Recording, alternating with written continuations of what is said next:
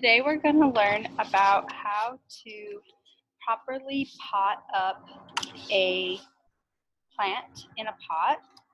So a couple of the things you're going to need are small little plastic containers. I like to use ones that are 3 by 3 inches, so height and width and length. Just makes it really easy to kind of fit them together. As you can see, I have several here. Actually, these are ones I don't want to use. I have several right here. So we have plenty. Generally, when you're potting something up, you do want to kind of do a big bunch at the same time so that you have a nice set of plants. The next thing you want is some potting soil. There's lots of different potting soils out there. I particularly like this one. It's called Edna's Organics. You might be able to tell from the name that it is organic. The first thing you want to do is fill up your containers with the potting soil. And potting soil is very fluffy, so keep that in mind. You want to fill it up all the way to the top, which means that if you fill it up to the top now, later when you press it in, press down, and really give the plant a nice cozy home, it will be slightly, the soil won't come all the way up to the top. So if you're thinking right now, oh, that's too much, it won't be. So I'm just filling these up really easily and just getting everything prepared for when I'm going to do the transplanting. You can't tell because you're not here, but it's during the day, but it's actually quite overcast right now. So you don't want to transplant in the middle of the day, in the heat of the day. Anybody know why that would be? Yeah, because it's really hot and the roots of the plant can get dehydrated, shrivel up. It's more stress on the plant than you really want to give it. And while we do want to raise medicinal plants with some stress, the stress of being seared by the sun's rays is not one of them, because it really would reduce the ability for it to survive.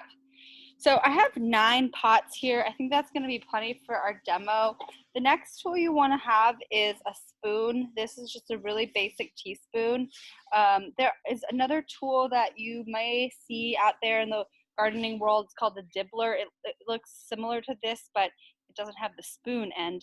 It's just one long piece of metal that's kind of regularly, it's almost like a rectangle bent at a 90-degree angle. That's fine if you have a dibbler, but not everybody has a dibbler and most everybody has spoons. So I like to use spoons. I think that they work just as easily. So we will start over here. This is Echinacea purpurea. I'm just going to use my spoon and kind of first go down and then over and across to get those little buddies out. And you can see here, those are the little buddies we're going to be transplanting. A lot of people will see a kind of runt or a smaller plant and think, oh, I want to help this guy. Unfortunately, just due to time and resources, a plant that is smaller will always be smaller. And you want to think about Darwin's, survival of the fittest. If you are trying to grow big, healthy crops, right? If you're trying to make a yield from what you're growing, just stick to the ones that are more stronger from the start. So this is where a lot of people will get kind of caught up in the details, and we have a tendency to see a little plant and kind of go right underneath the leaves and just start pulling, and that would be the equivalent of pulling on somebody's neck, which is quite uncomfortable. So what I tend to do is really gently, especially if the little seedlings are so close together like these 3 Echinacea are, you just want to very gently hold onto the leaves, but don't pull, don't rip. Just start to very gently kind of shake.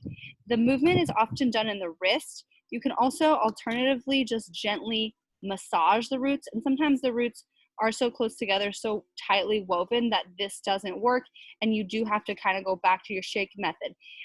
You can start to see these plants are just really naturally, really easily separating. And when you do find the ways that they are intertwined, just remember you don't want to rip or pull them, because that would be ripping a part of the plant off. And again, that's going to be unnecessary stress on that little seedling. So as you can see, I've separated the 3 plants. This one has a little bit of cardboard on it. I'm just going to remove that. And I have laid them out on my pots. Prior to doing this, you can also put a finger length width hole into your pot as preparation. Again, if I was doing this quicker, it would save a little bit of time.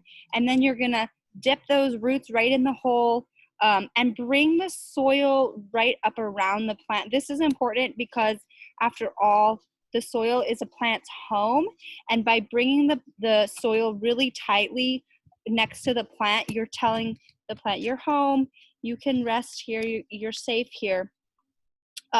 And the soil is just for that. You know, if a plant is sticking out of the ground, out of the soil, it's going to be less supported. It's going to be more vulnerable to wind or predators, or even just have a more stressful life. And so doing what we can to make the plant successful is really important. So as you can see, I'm now tapping down the soil, condensing it a little bit. It's also called tamping. Tamping helps the plant know, again, that it's in the place where it's safe. And it's going to then allow the soil to act as a, you know, one kind of living thing, and make it so that the plant can get the resources, right, the nutrients from the soil and the water. So that's pretty much it. I'm going to do these other 2 so you can just review any questions. Yeah, so just bringing the soil close in is the first step to the plant. A lot of people say, well, how deep is tulip?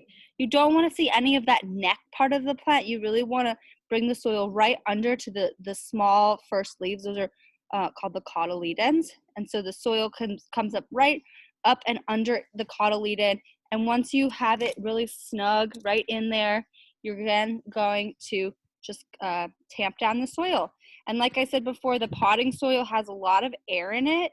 So when you tamp it down, you're now eliminating any issues of the container being too full. And you're going to find that the potting soil, when it's completely tamped down, actually comes down about 1/2 inch to 1 inch below the top of the surface.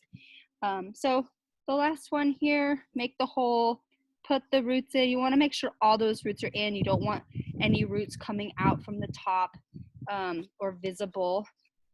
So just straight down in, bring the soil up to the roots and the neck of the plant, right up to the under the cotyledons and the first leaves, and then you just tamping down the soil. So I really like the soil to be flat. I think that's important, especially because later when we water it, we want the soil to be distributed evenly. So you want to think about making this really even soil.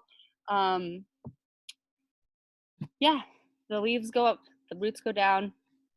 That's how we do transplanting. So unless you have any questions, I think we can get started.